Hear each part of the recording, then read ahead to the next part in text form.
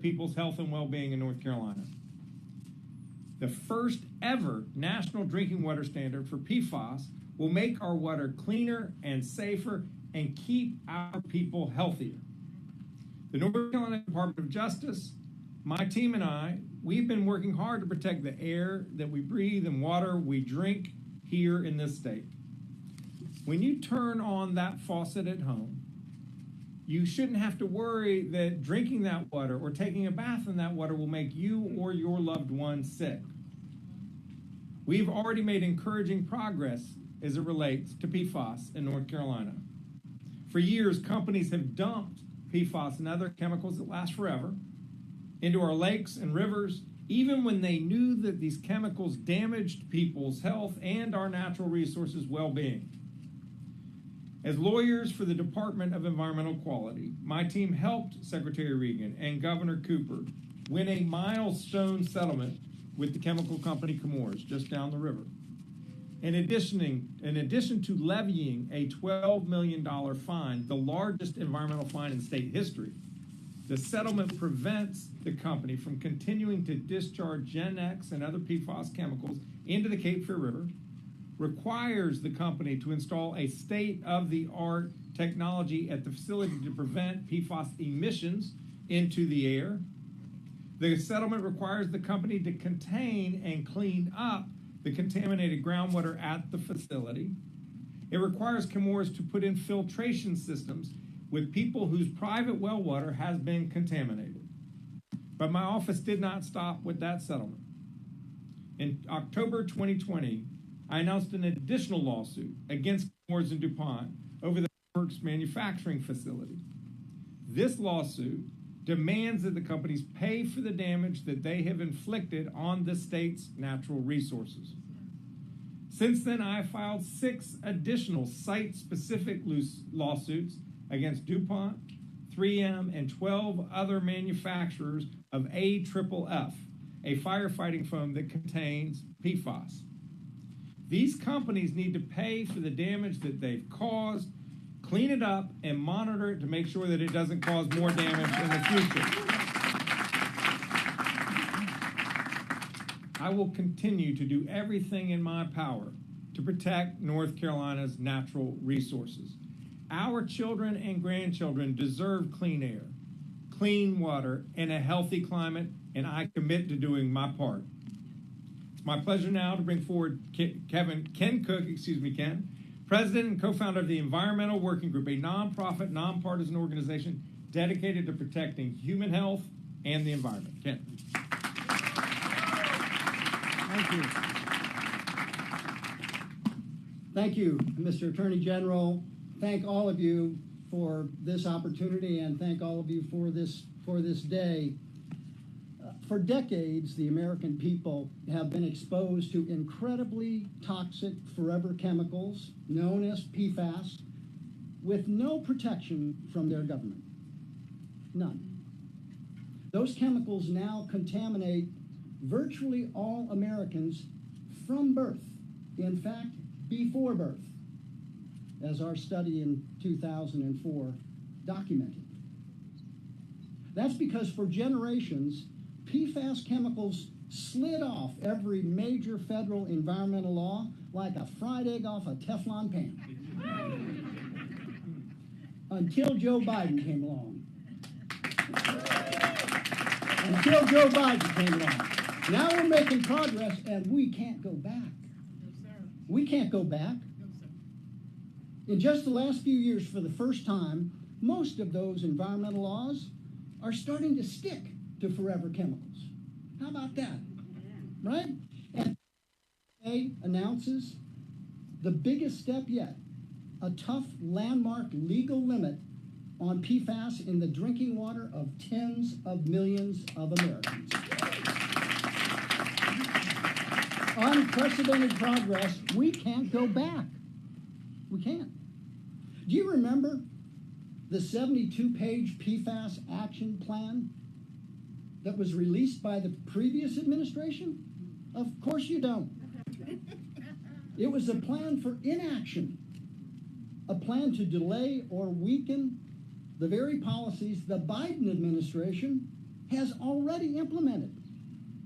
We can't go back. We can't go back to the kind of leadership that would take us back, like the EPA administrator we had 7 years ago. Do you remember him? Let me remind you a little bit about him. He was the guy who asked EPA civil servants to help him procure a lightly used mattress from the Trump Hotel. In the record. The EPA administrator who directed his security detail to track down his favorite moisturizer, available only at select Ritz-Carlton hotels, his security detail, okay? The guy who spent $43,000 of taxpayer money improperly on a soundproof booth in his office so EPA staff couldn't hear what he was saying or who he was saying it to. Kind of a little safe room to escape career scientists and lawyers who thought EPA was here to protect human health and the environment as Congress intended. That's what they thought. The very people Michael Regan gathered around to make PFAS a priority of his entire agency, to make sure today's announcement happened and happened by the book and was as bulletproof as possible to keep toxic PFAS out of our people and out of our babies.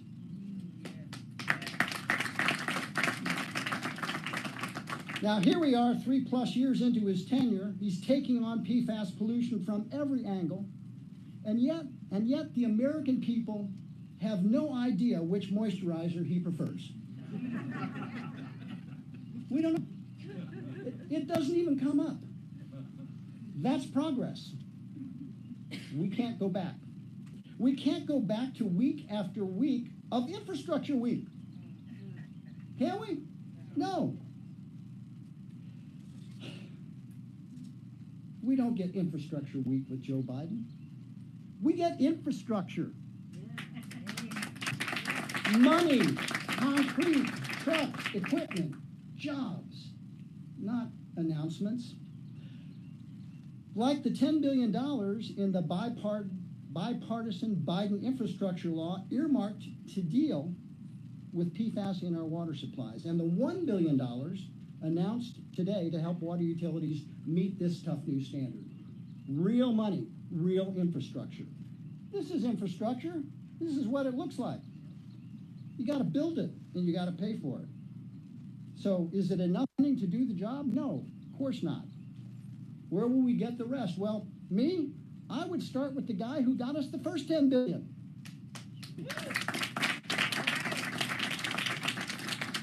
Next month marks the beginning of the Environmental Working Group's focus on forever chemicals, 25 years ago. We just turned 31, as you can probably tell. The reason we started, and in a real sense the reason we're all here today, is because one man stood up to a multi-billion-dollar company, slogged through decades of government neglect, and pulled back the curtains on the global crisis of PFAS contamination. That man is Rob Bilott. He's right back there.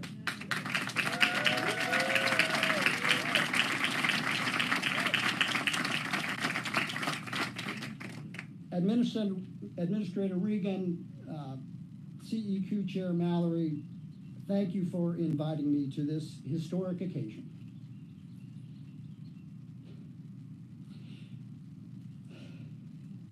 If an organization can be considered to have a life's work, PFAS is surely it for my organization, Environmental Working Group. Sorry. And this is the best PFAS day I've had in a quarter century. Thank you for your courage and your persistence and your fealty to duty. You've set us on the right course. At long last, I know you'll stay the course because we can't go back. Chairman, how are you doing? floor is yours, Madam Chair. Good afternoon, everyone. Oh, actually, morning. We're still in the morning. Thank you. I said yesterday to Ken that he always gets the room fired up, and he didn't disappoint today as well. So thank you, Ken Cook, for the introduction and for all that the Environmental Working Group has done and for your support of the efforts of today's announcement. It could not happen without people like you and without the courage that it took to continue to push this issue and for the EPA and staff to actually move forward on what was clearly a needed action. It's really a pleasure to be here in Fayetteville with the administrator and to mark a critical step toward delivering clean and safe water to communities in North Carolina and all across the country. Administrator Regan and the team have actually done an incredible job in getting us to this moment, and don't think that that was an easy task.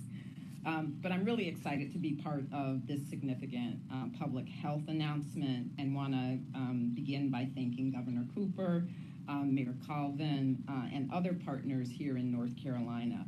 I also want to give special thanks to Emily Donovan from Clean Cape Fear, who has secured reverse osmosis filling stations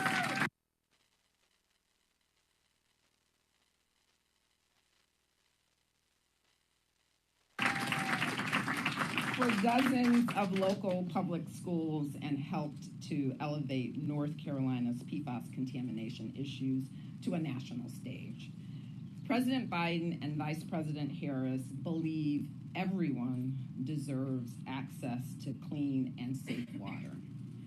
Everyone should be able to turn on the tap and know that the glass of water they fill is safe to drink and free of pollutants that harm people's health and well-being.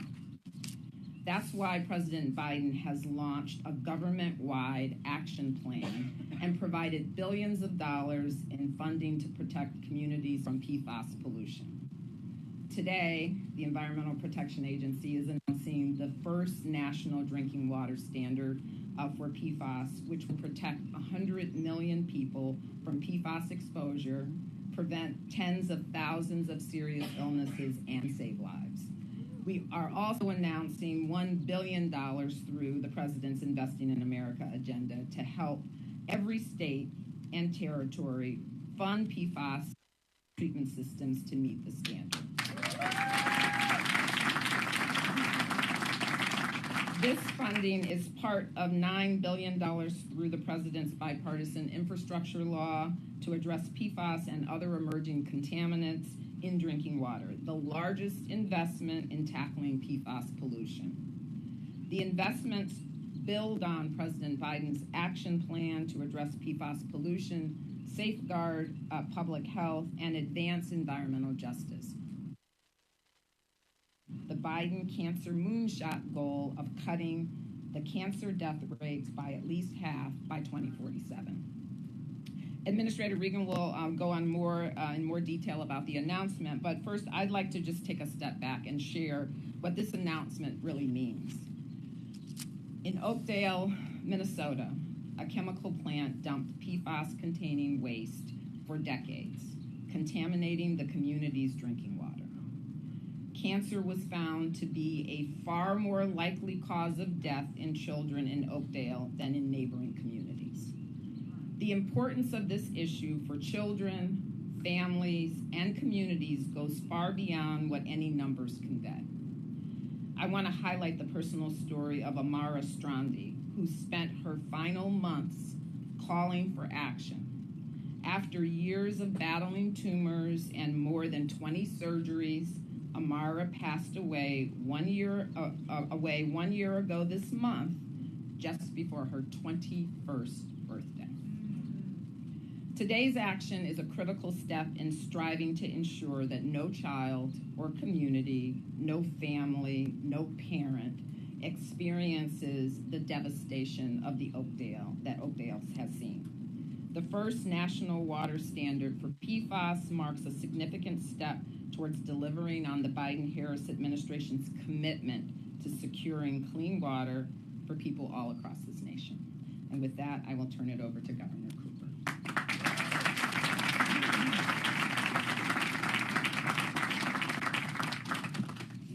Well, good morning, everybody. It is fantastic to be in Fayetteville and Cumberland County.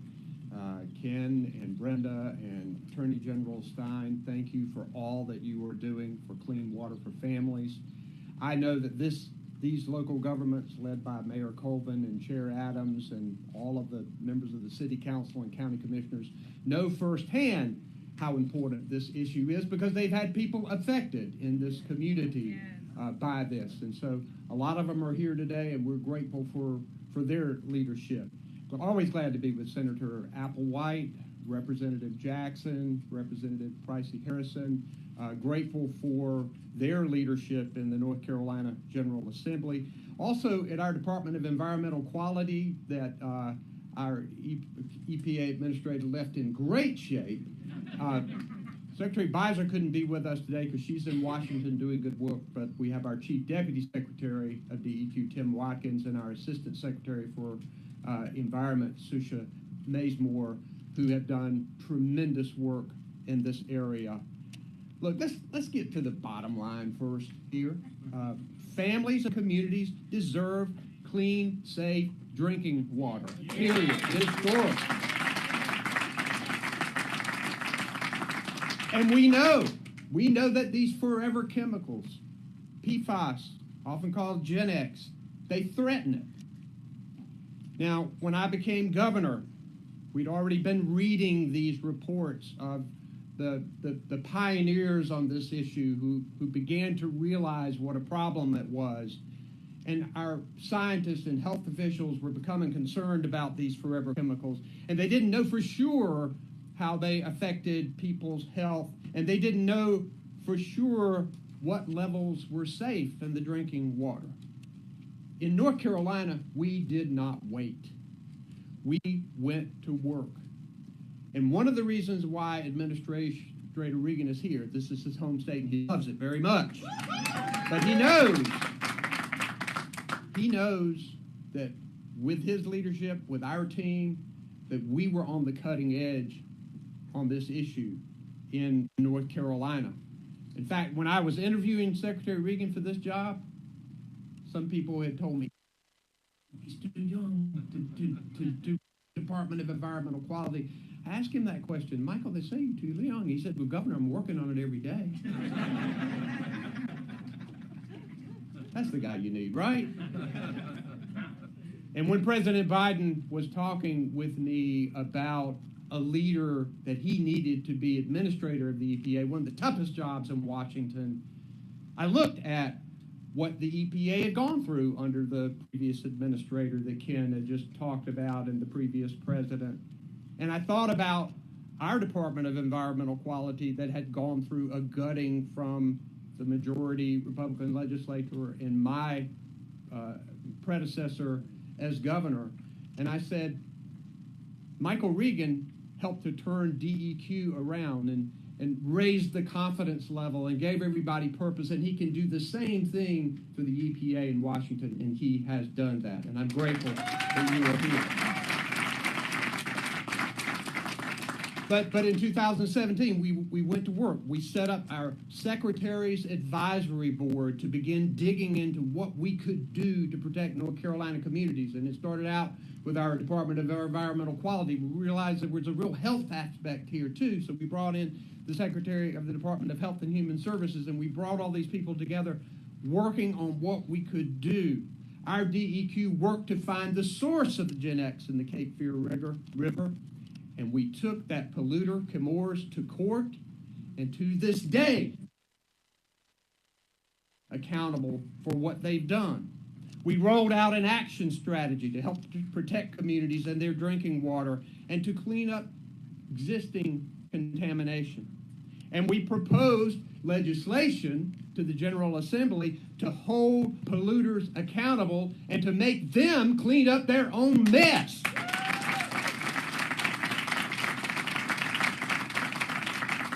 And we asked the General Assembly for additional resources to fight this battle. North Carolina has led the way across the country in fighting this challenge, but we knew we needed help.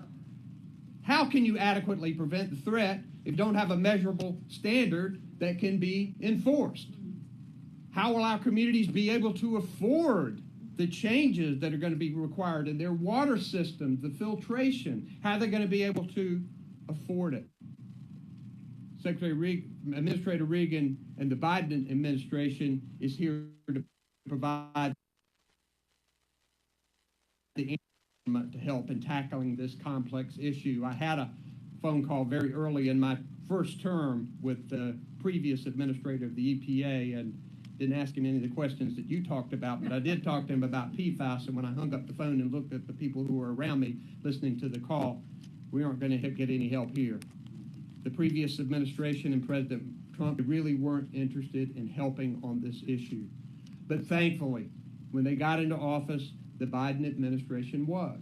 And you remember 3 years ago, we joined together with the Biden administration at North Carolina State as we rolled out the EPA's roadmap to tackle this contamination. That roadmap was the roadmap that North Carolina had already started. And it made a big promise that for the first time ever, we would set a national limit on PFAS in drinking water, and that the Biden administration would do that. Today, Administrator Regan and the Biden administration are delivering on that promise that they made, not only to North Carolinians, but to all Americans across this country.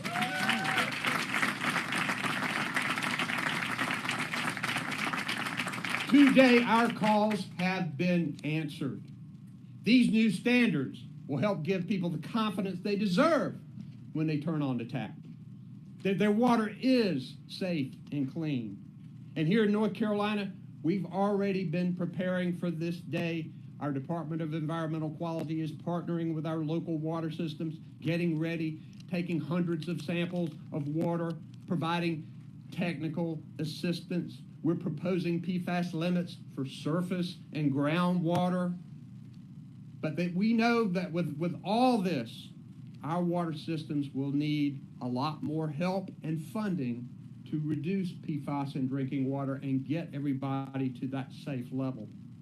And the Biden administration is answering that call with the bipartisan infrastructure law, and we're going to work to get as much of it as we can, Administrator Regan, here in North Carolina.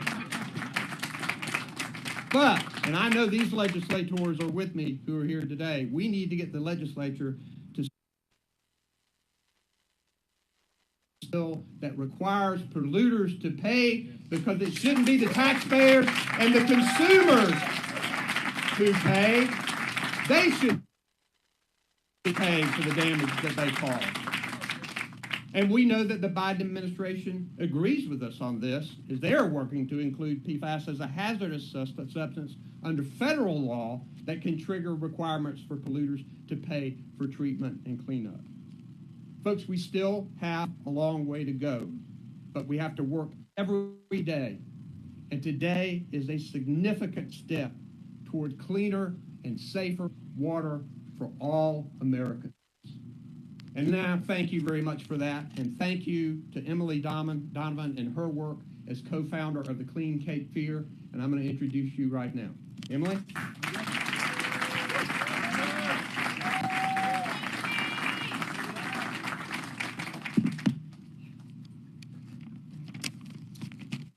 So, my family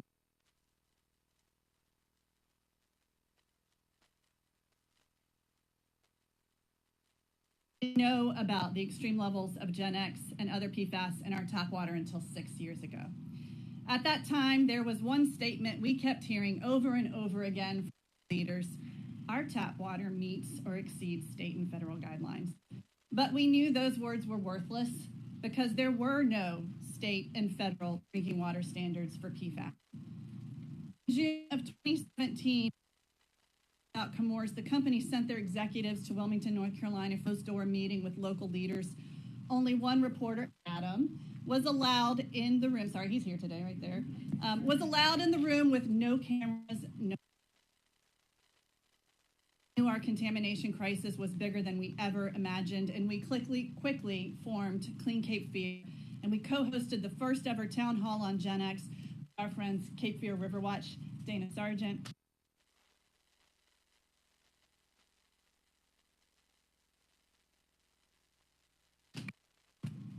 Our public trust was severely broken when we realized what DuPont did in Parkersburg, West Virginia was exactly the same thing that they were doing in North Carolina for nearly 40 years. I raised my children on this water.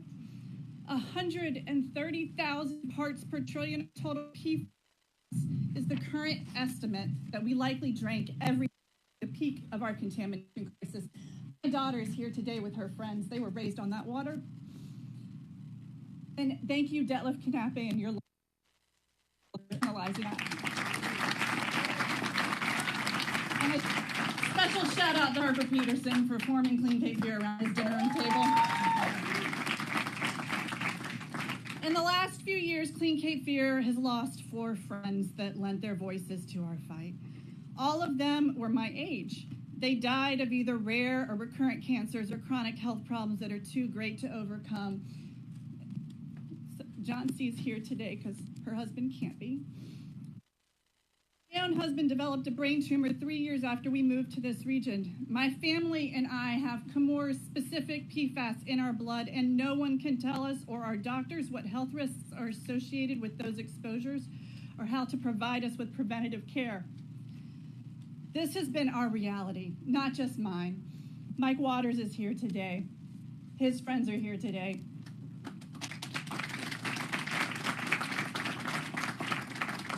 I know we can't change the past, but we can fight for a more just future, and that is exactly what we are doing today. For every DuPont and Chemours in the world, there is an EWG, an NRDC, an Earth Justice, a Center for Environmental Health, and a North Carolina Conservation Network, and countless other state and national organizations that are fighting alongside us today because of people like Rob Bilott, Radhika Fox, Mark Strainer,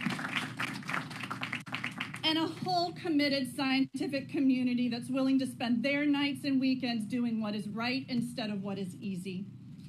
We are also here today because of grassroots community leaders like Katie Bryant from Pittsburgh and Cheryl, acting chief of the Waccamaw Indian people. Hope, Joanne, Laureen, Tony, Arnie, Jennifer, Linda, Brenda, Stell, Sandy, Dana, Aisha, Jamie, and my friend who likes to say that resistant is PFAS. We are the national PFAS contamination community, and we stand united. We go to D.C. regularly fighting for these rules, fighting for these changes, and I am so grateful that you listened to us, Mr. Administrator Regan. We've been fighting for years, some for a decade, to make sure no one else has to live through the traumas that we have endured. But most importantly, we are here today witnessing history because of the leadership of our next speaker. I first met Administrator Regan 6 years ago when he was Secretary of North Carolina's Department of Environmental Quality. He had only been in that role for 3 months when we publicly learned about Gen X and Chemours, and it's been a roller coaster of a journey ever since. Today, I am overwhelmed with gratitude, and I am so deeply honored to be in this moment knowing that the next time I hear the words meets or exceeds federal and state drinking water standards, that those words will actually mean something.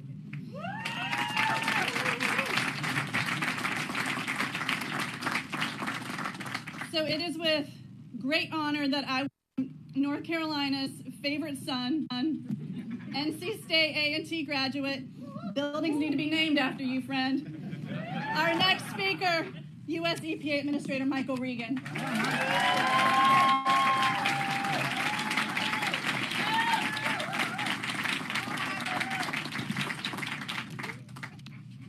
Good morning.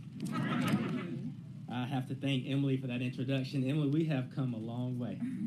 Yes, I remember those early years, and I want to say thank you for your leadership and for your bold advocacy, not just for your community, but for communities all across this country. So thank you. To my good friend, Roy Cooper. Yes, I think Governor Cooper walked you through the history. And what I want to say about Governor Cooper is I'm not just proud of Governor Cooper's leadership for the state of North Carolina. At the time, Governor Cooper was setting the example for the nation. I think you all heard that during the previous administration, it wasn't because the career officials did not have the will. it was the political leadership that didn't have the will. So governors like Roy Cooper took the wheel and started driving this topic for the nation. So Governor, thank you for that leadership. And it takes a team to do this, and the governor had a very strong partner in a very aggressive Josh Stein. Thank you.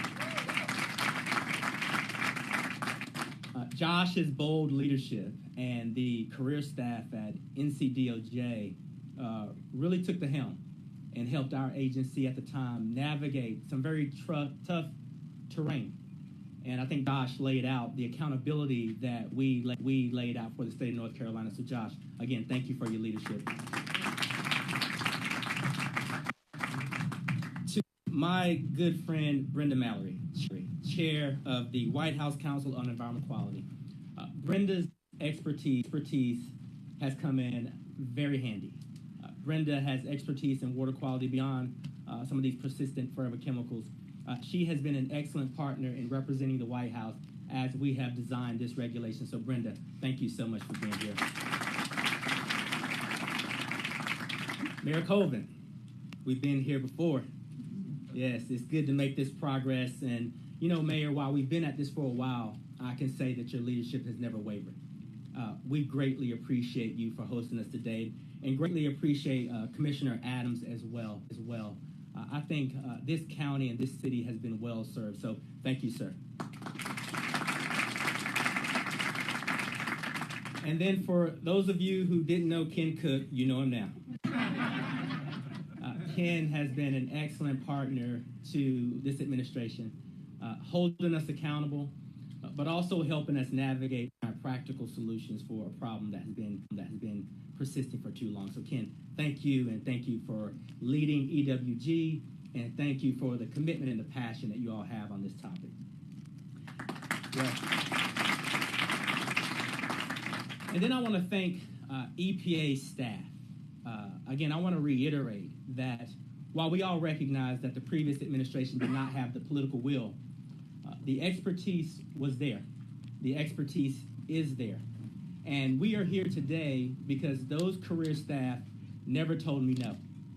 On day one, we gave them the assignment, and they delivered. So thank you to my EPA staff.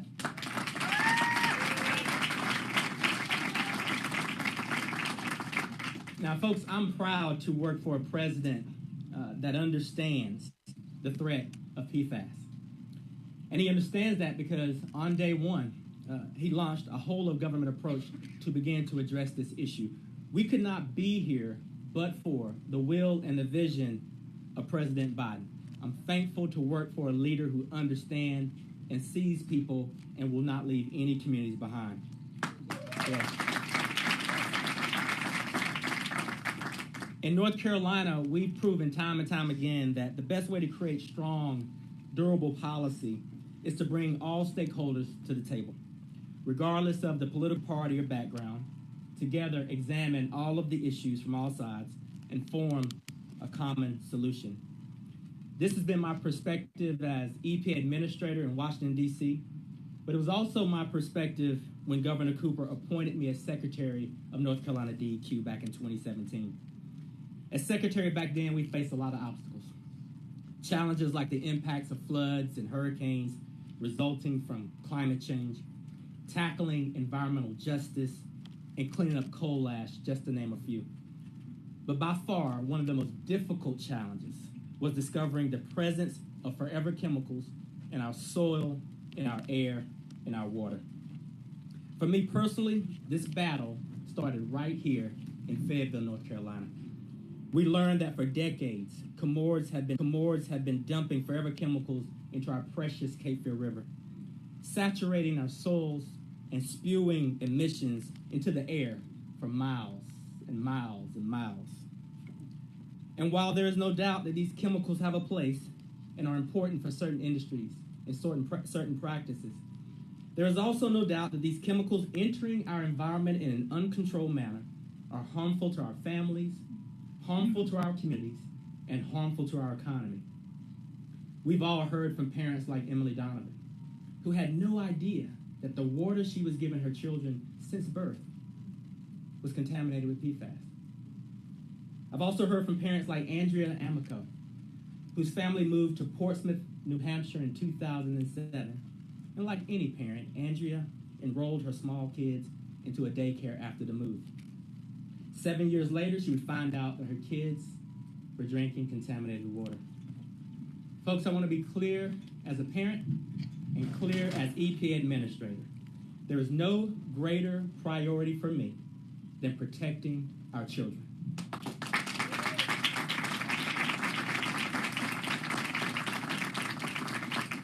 So from day one, under the leadership of President Biden, we set up a group of senior EPA career officials across multiple offices to develop a multi-year PFAS strategy to begin tackling this persistent problem, this persistent threat to the American people. In October of 2021, we announced the PFAS strategic roadmap guided by President Biden's whole of government